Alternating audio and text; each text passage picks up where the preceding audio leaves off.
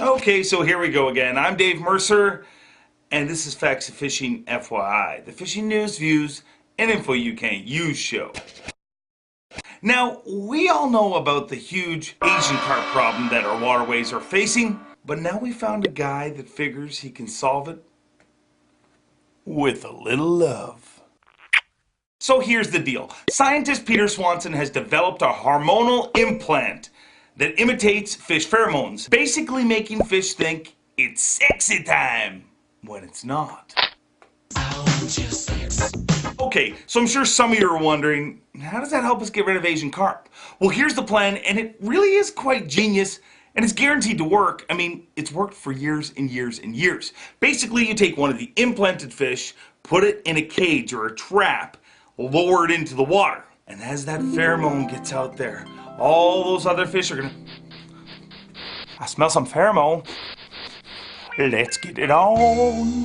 Let's get it on. Before they know it, they'll swim right into the trap, find that they're not getting it on, but they're getting out of the waterway. I think it could work, and I think just for fun, we should call it Project Nightclub.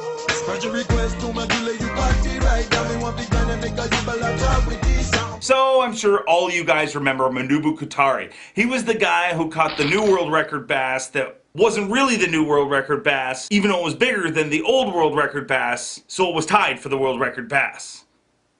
Just when you thought that story was over, this past summer he announced he was going to sell the mount of the world record bass. Well, recently his people, believe it or not, if you catch a world record bass, you have people to represent the mount of your world record bass that isn't really a world record bass, but it's bigger than world record bass, but it's tied.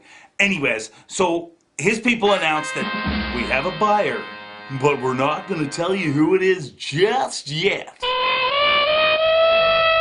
So I guess the fishing world is on pins and needles waiting to find out who bought the world record bass mount. Everyone, except for me, that is. Does anyone really care about the world record bass mount? I mean, don't get me wrong. I mean, if I was over at my buddy's house and he said, hey, you want to see the world record bass mount? I'd probably have a look at it and it'd be kind of cool. But they think that this thing's worth tons and tons of money, but are people really going to drive for miles and miles around to see the amazing, incredible dead fish? I mean, in today's day and age of high-tech gadgetry and attractions, is this really such a big draw? I mean, maybe I'm wrong, but it seems a little weird. While I personally wouldn't drive too far to see that, I would definitely drive far to see Eva Longoria. Why, you ask?